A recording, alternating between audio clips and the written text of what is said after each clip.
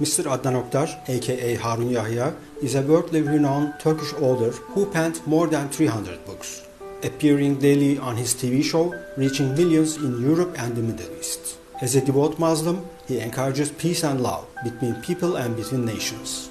He advocates human rights, superiority of democracy, freedom of speech and freedom of religion, and advises women to be active in social life and free to choose the clothing they like.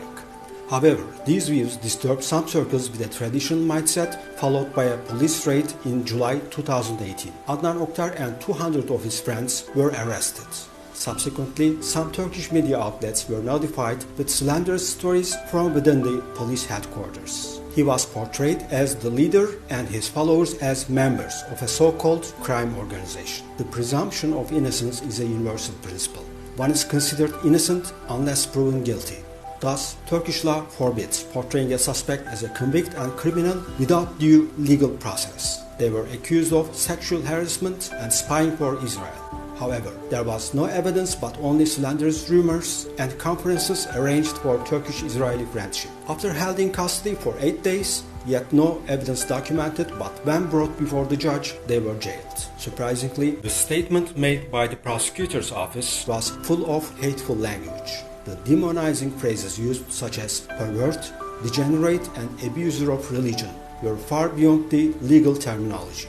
Alarmingly, all of their properties, including companies and bank accounts, were confiscated.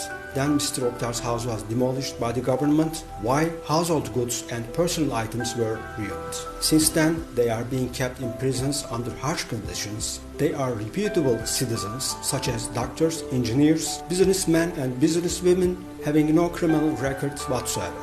They only encouraged people to live by the modern values of Islam as described in the Holy Quran. Those events violate not only international human rights agreements, but the Turkish constitution as well. Therefore, we kindly request you to follow this case closely.